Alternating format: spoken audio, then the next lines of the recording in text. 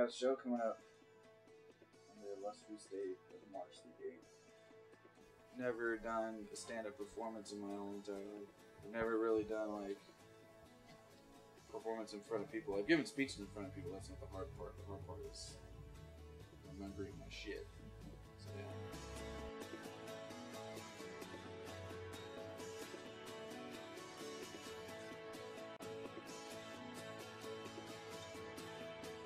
When you're starting out doing comedy, you really have to punch everything up. It has to be boom, boom, boom, boom, boom, boom, because people don't know who you are, so they don't care a lot of what you have to say. So you really have to be like, joke, joke, joke, joke, joke, like me, like me, like me, good night. You can't start out as Louis C.K. Louis C.K. had to build up to be a Louis C.K.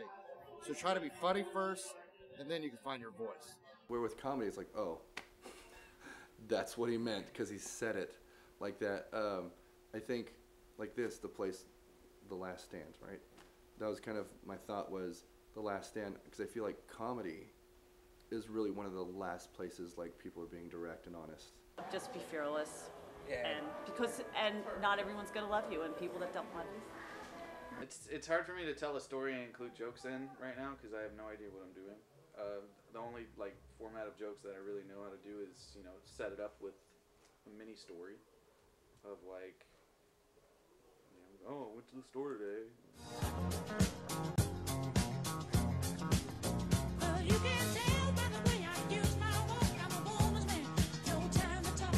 Music loud, women walk, things around since I was born. I got a tolerance, that's okay, and you may look the other way, but we can try.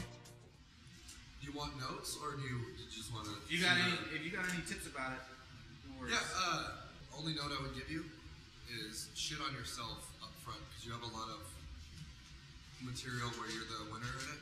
Oh, okay. So you gotta lose sooner or later. You know what I mean? Like you have to. That's something I always kind of try to do. How many of you are going drinking out tonight? Oh! Yeah. All right. You gonna buy me one or 6 shots? Cause I need to forget this fucking train wreck. I guess my Cold Stone story is probably my strongest story. Who's a big fan of the Cold Stone? I need a refresher. Well, fuck yourself, all right? That was one of my very first jobs. Every time someone made me sing a song, I wanted to take the scoop and stick it in their eye socket. Although I did enjoy it when the elderly couples would walk in, you know, especially the elderly women, you know, they'd walk up to the little dais of where all the little ice creams are at. They'd stare at it for a good 3 or 4 minutes, and then, you know, they'd make their order. Just, hi, I would like to try your sweet cream. The whole time I'm making their meal, I'm just like, that's right, bitch, I'll give you that sweet cream. You just come to the back freezer, I'll make that sweet cream for you. Thank you very much, folks.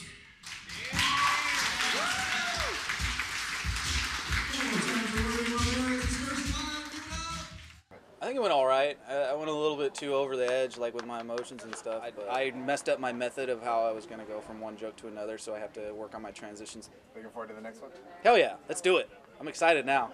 Excited to bomb. I do find it entertaining when you go to Chuck E. Cheese, you see the 1 to 2 shady looking characters, you know, the middle-aged people just sitting in front row, bombed out of their mind on LSD, just sitting there with the Inception soundtrack playing, just womp, womp.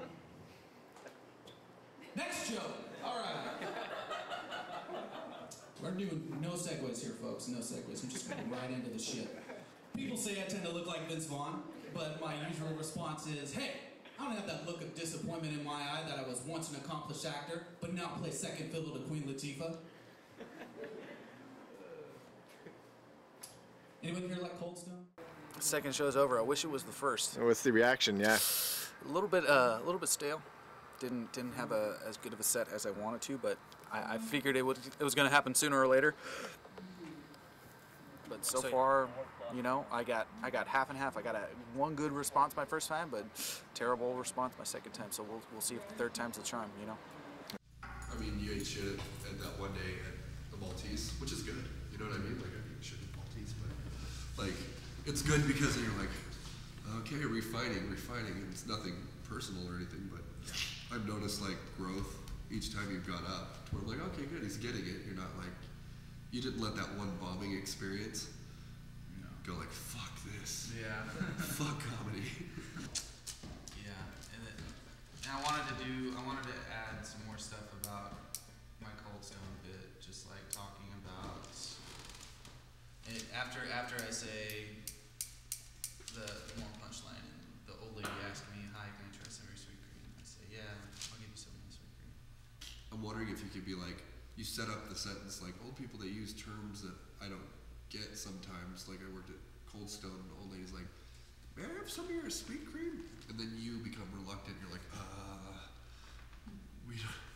I mean, could give me a couple minutes. You know, like. Plan for tomorrow. Yeah, tonight is going to be performance numero tres, which is going to be once again at the Last Stand Comedy Club in Chico, California. I'm gonna try some new stuff, but I don't even know. I'm not really sure how it's like gonna have. It's not like draw material and punchline. It's more of a storyline basis.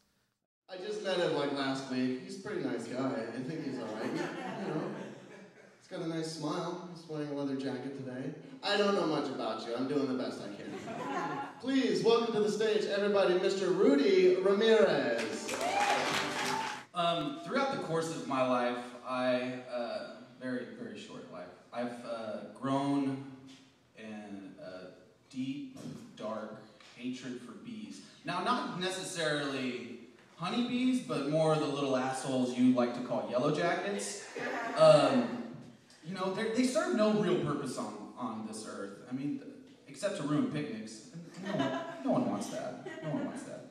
You know, you find one in your potato salad, you chew on it, get stung on accident. You son of a bitch! You were delicious celery! Probably about 3 years old, and we were on a lakeside trip. My dad had a boat, and the boat breaks down in the middle of the lake. And so, a terrible thing that happened. So as I'm taking a whiz at the age of 3, I see that something's flying around me, and it's trying to land on me in different places. And I think I was swatting it away. I'm not really sure, so I kept swatting it. So finally, it lands on my penis. And by this time, I'm thinking, what the fuck is on my dick right now? Because all 3-year-olds think like that. I get a red-hot feeling as if a iron poker, fresh out of the fire, stabs me in my little weenus. The worst thing I've ever felt in my life. The saddest part about that story is I have yet to see that large of a penis on myself. I'm not asking for a big, chest laugh from, straight from the breadbasket. Just looking for like it's pretty good. That's all I'm looking for. I'm taking this extremely seriously. I've taken this seriously since the beginning, but this is different. This is to where I'm with an audience who expects good bits, good sets. We're at Laughs Unlimited, a comedy venue in Old Town Sacramento. Absolutely more nervous than I've ever been before, because I don't know how it's going to go at all. This is an entirely different scenario, entirely different town, not my hometown, not the town where I go to college at, so I don't know anyone that's going to be here. This is going to be an interesting set, to say the least.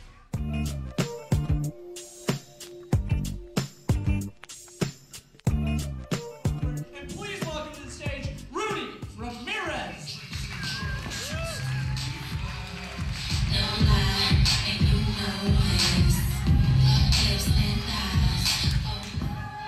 I know you'd never expect a white person to do that, but I did it anyways. Do any of you ever think that mutilated war veterans have ever heard of the phrase, or ever uttered the phrase, I would give my left nut to have my right nut back? Can you even really call it a left nut?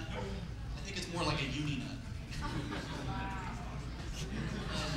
I have a couple of relatives of mine, with their significant others, they choose certain days where they talk to each other in an accent or as a character. So one day they'll talk to each other in a Victorian British accent, another time they'll talk to each other in a pirate accent. Me and my girlfriend, we do the same thing, but we take it a little bit farther. Just the other day, I was Bobby Brown, she was Whitney Houston. But I think it's getting kind of boring nowadays because all she does is lie around. Everybody raise your glasses. Raise your glasses for Whitney Houston. 2 months sober today. You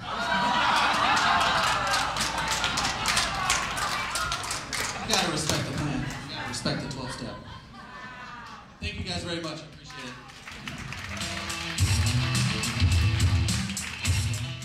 Well, there's a couple things that impressed me. One, you didn't do recycled material like half the people did tonight, so that's always good.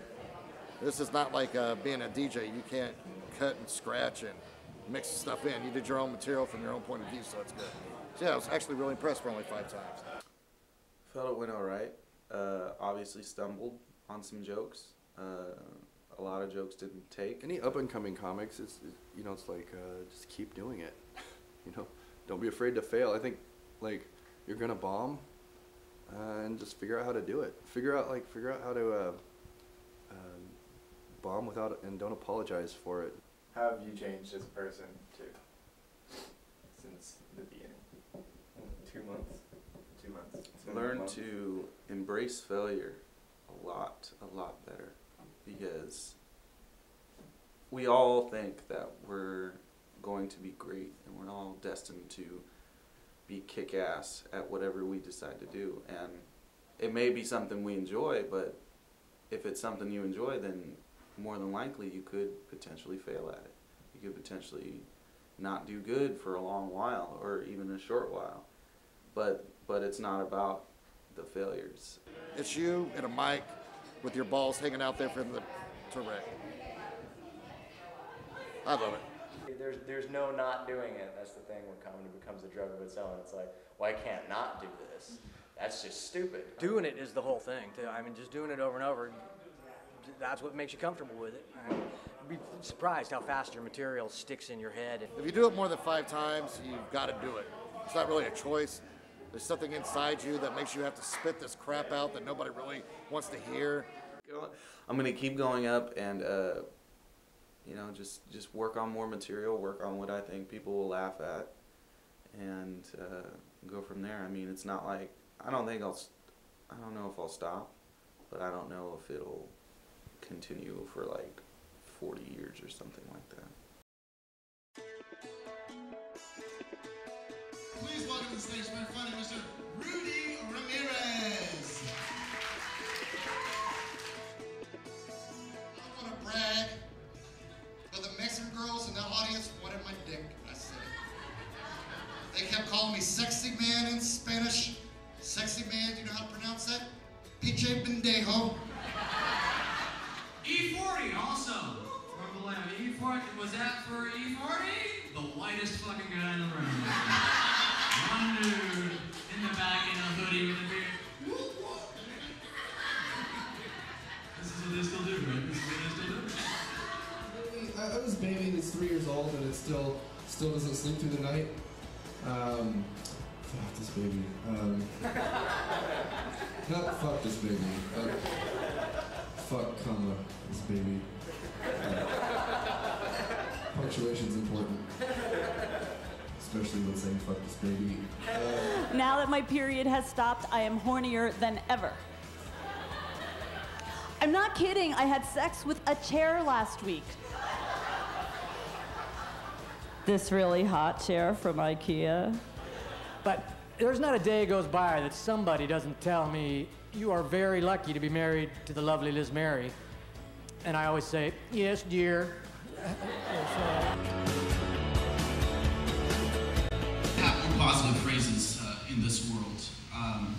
We say a lot of things that, oh, that really chaps my ass, or oh, that really blows. You can take that phrase and put it in a positive level, like, oh, I just got an A on my exam? That really sucks my dick.